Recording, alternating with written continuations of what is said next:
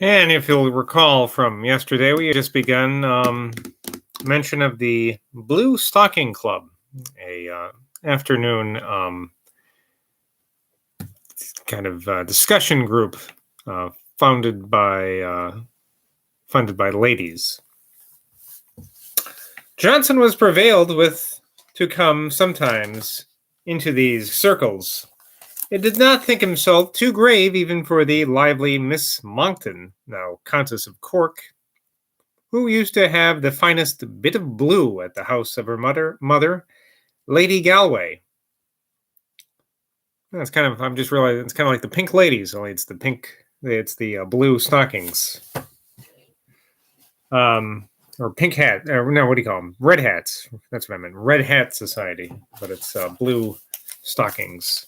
So the other side of the body. Anyway, her vivacity, this is Miss Monckton, now Countess of Cork, enchanted the sage, and they used to talk together with all imaginable ease.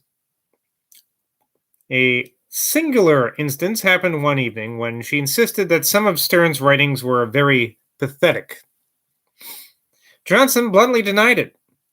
"I am sure," said she, "they have affected me." All right, so pathetic is a good thing back then, I guess.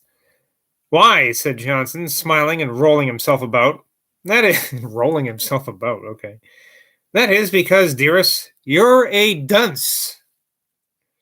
When she sometimes afterwards mentioned this to him, he said with equal truth and politeness, "Madame, if I had thought so, I certainly should not have said it." He's got away with the ladies, Johnson. Another evening, Johnson's fine indulgence towards me had a pretty difficult triangle. I had dined in the Duke of Montrose's with a very agreeable party, and his Grace, according to his usual custom, had circulated the bottle very freely. Lord Graham and I went together to Miss Monckton's, where I certainly was in extraordinary spirits, and above all, fear or awe. In the midst of a great number of persons of the first rank, among whom I recollect with confusion, a noble lady of the most stately decorum, I placed myself next to Johnson, and thinking myself now fully his match, talked to him in a loud and boisterous manner, desirous to let the company know how I could contend with Ajax. I particularly remember pressing him upon the value of the pleasures of the imagination, and as an illustration of my argument, asking him, "What, sir, supposing I were to fancy that the," naming the most charming duchess in his Majesty's dominions, apparently Georgiana, the Duchess of Devonshire, were in love with me, should I not be very happy? If I were to fancy her and she was in love with me, I guess is the inclination there, were in love with me, should I not be very happy? My friend with much address evaded my interrogatories. I've had a little bit like Boswell to drink tonight, so. And kept me as quiet as possible, but it may easily be conceived how he must have felt. However, when a few days afterwards I waited upon him and made an apology, he behaved with the most friendly gentleness. There's a footnote about this. Next day, I endeavored to give what has happened the most ingenious turn I could by the following verses. So Boswell wrote a little poem about being drunk, it seems. To the Honorable Miss Monckton, not that with the excellent Montrose I had the happiness to dine, not that I late with table rose from Graham's wit, from generous wine. It was not those alone which fled. It was not these alone which fled on sacred manners to encroach. I guess I should have this up closer. I'm having trouble reading. And made me feel what most I dread, Johnson's just frown and self-reproach. For when I entered, not abashed, from your bright eyes were shot such rays. At once intoxication flashed, and all my frame was in a blaze. But not a brilliant blaze, I own, Of the dull smoke I'm yet ashamed. I was a dreary ruin grown, and not enlightened through inflamed.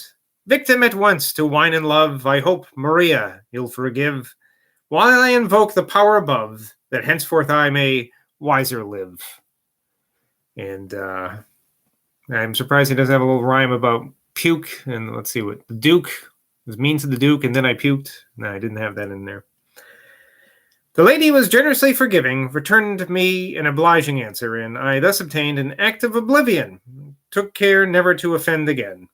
Oh, an act of oblivion. I'll have to look that up. I'm gonna make a little note. Is that like a get out of making a faux pas free card? Act of oblivion. Okay, I'm writing down notes now, so I won't forget stuff. I want to do here. Now that I'm almost near the end now, of course. When I remained in London this year, Johnson and I dined together at several places. I recollect a placid day at Dr. Butter's, who had now removed from Derby to Lower Grosvenor Street, London. But at his conversation on that and other occasions during this period, I had neglected to keep any regular record, and shall therefore insert here some miscellaneous articles which I find in my Johnsonian notes. Maybe he's making these up. Who knows?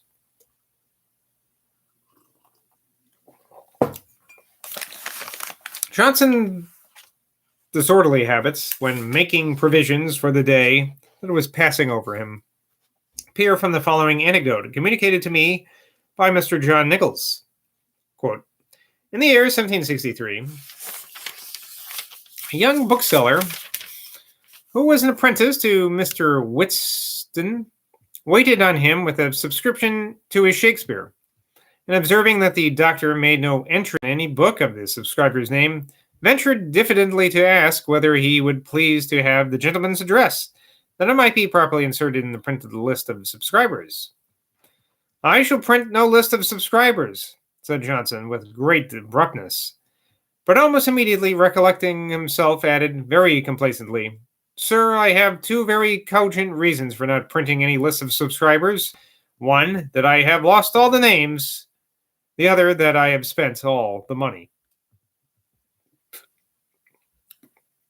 Johnson could not brook appearing to be worsted in argument. Worsted is the word here. Even when he had taken the wrong side, to show the force and dexterity of his talents. I'm kind of like that too. When, therefore, he perceived that his opponent gained ground, he had recourse to some sudden mode of robust sophistry. Once, when I was pressing upon him with visible advantage, he stopped me thus. My dear Boswell, let's have no more of this. You'll make nothing of it. I'd rather have you whistle a Scotch tune. He's so patronizing. Care, however, must be taken to distinguish between Johnson when he talked for victory and Johnson when he had no desire but to inform and illustrate. One of Johnson's principal talents, such as says an eminent friend of his, William Gerald Hamilton, was shown in maintaining the wrong side of an argument and in a splendid perversion of the truth. If you could contrive to have him his fair opinion on a subject and without any bias from personal prejudice or from a wish to be victorious in argument, it was wisdom itself, not only convincing but overpowering. He had, however, all his life habituated himself to consider conversations as a trial of intellectual vigor and skill.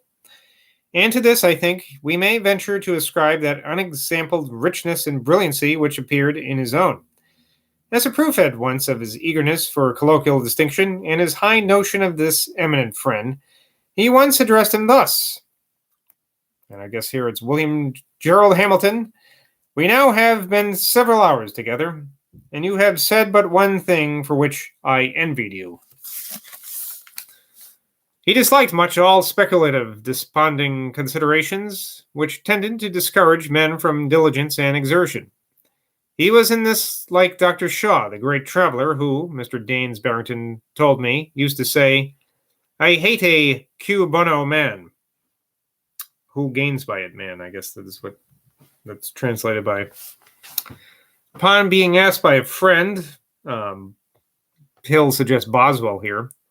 What he should think of a man who was apt to say, non est tati, it is not worthwhile. Johnson would say, that he's a stupid fellow, sir, answered Johnson. What would these tente men be doing the while? When I, in a low-spirited fit, was talking to him with indifference of the pursuits which generally engage us in a course of action, and inquiring a reason for taking so much trouble, sir, said Johnson in an animated tone, it is driving on the system of life. He told me that he was glad that I had, by General Oglethorpe's means, become acquainted with Dr. Shebbeare.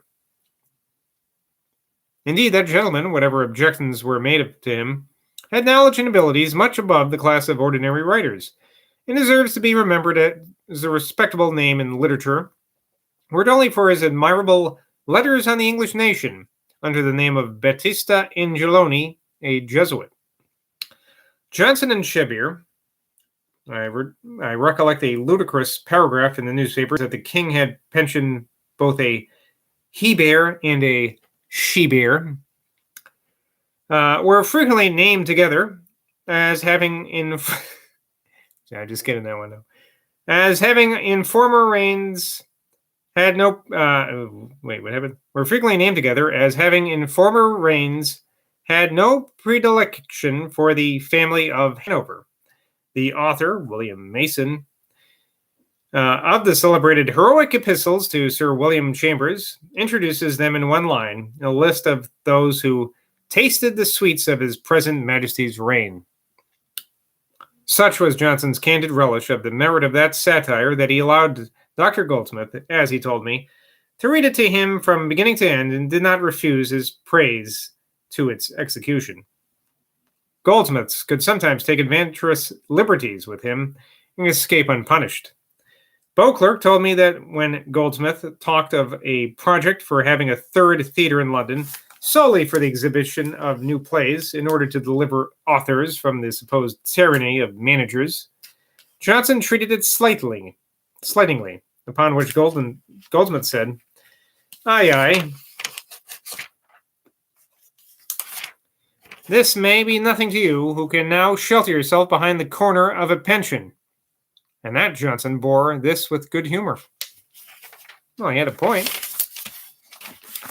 Johnson praised the Earl of Carlisle's poems, which his lordship had published with his name, as not disdaining to be a candidate for literary fame.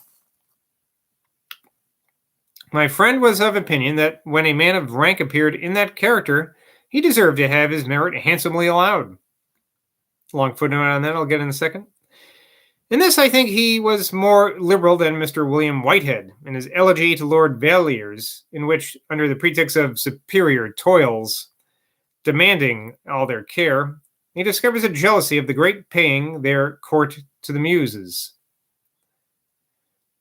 Blank to the chosen few, who dare excel, thy fostering aid afford. Their arts, their magic powers, with honors due, exalt, but be thyself when they record. What they record, rather. But be thyself what they record.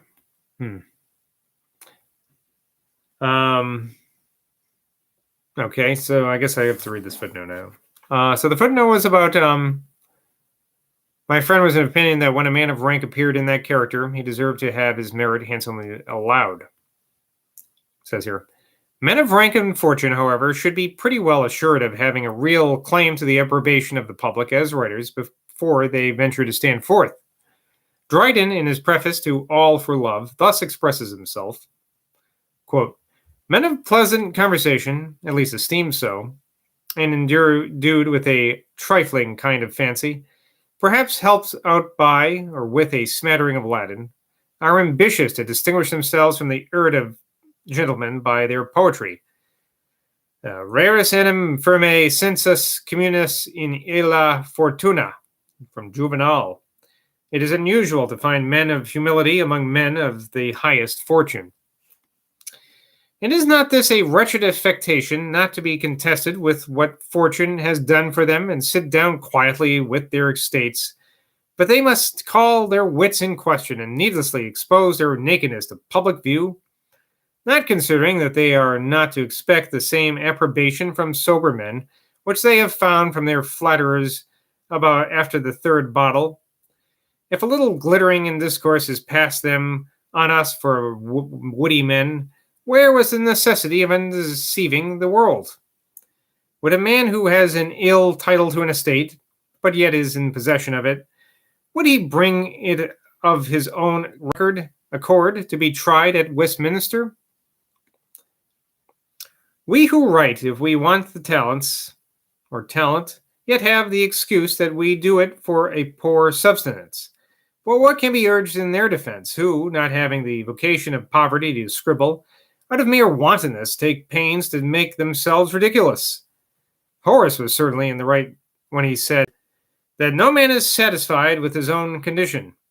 A poet is not pleased because he is not rich, and the rich are discontented because the poets will not admit them of their number. That was pretty good. I said that Dryden. Solid stuff. I like that. Anyway, Johnson had called twice on the Bishop of Killaloe before his lordship set out for Ireland, having missed him the first time. He said, "It would have hung heavy on my heart if I had not seen him. No man ever paid more attention to another than he has done to me." Footnote about that, I'll get to in a second. "And I have neglected him, not willfully, but from being otherwise occupied. Always, sir, set a high value on spontaneous kindness. He whose inclination prompts him to cultivate your friendship of his own accord will love you more than one whom you have been at pains to attach to you." Not a good reading of that, sorry. Anyway, the footnote is, this gives me a very great pleasure, for there has been once a pretty smart altercation between Dr. Bird and him upon a question whether a man could improve himself after the age of 45, when Johnson, in a hasty humor, expressed himself in a manner not quite civil. Dr. Barnard made it the subject of a copy of pleasant verses, in which he supposed himself to learn different perfections from different men. They concluded with delicate irony, "Johnson shall teach me how to place in fairest light each borrowed grace. From him I'll learn to write, copy his clear familiar style, and by the roughness of his file grow like himself polite." I know not whether Johnson ever saw the poem, but I had occasion to find that as Dr. Barnard and he knew each other better, their mutual regard increased. Johnson told me that he was once much pleased to find that a carpenter who lived near him was very ready to show him some things in his business which he wished to see. It was paying, said Johnson, respect to literature. I asked him if he was not dissatisfied with having so small a share of wealth and none of those distinctions in the state which are the objects of ambition. He had only a pension of $300 a year. Why was he not in such circumstances as to keep his coach? Why had he not some considerable office? Johnson answered, "Sir, I have never complained of the world, nor do I think that I have reason to complain. It is rather to be wondered as that I have so much. My pension is more out of the usual course of things than any instance that I have known. Here, sir, was a man avowedly no friend of government at the time, who got a pension without asking for it. I never courted the great. They sent for me, but I think they now give me up. They are satisfied. They have seen enough of me." Upon my observing that I could not believe this, for they must certainly be highly pleased by his conversation, conscious of his own superiority, he answered, "No, sir, great lords and great ladies don't love to have their mouths stopped." This was very expressive of the effect which the force of his understanding and brilliancy of his fancy could not but produce. And to be sure, they must have found themselves strangely diminished in his company. When I warmly declared how happy I was at all times to hear him, "Yes, sir," said Johnson, "but if you were Lord Chancellor, it would not be so. You would then consider your own dignity." And Boswell has no shame. He has no dignity. We all know that. All right. I think that's it for today. Just want to make sure I didn't miss a line on this page. Nope. All right, till next time, bye from Boswell.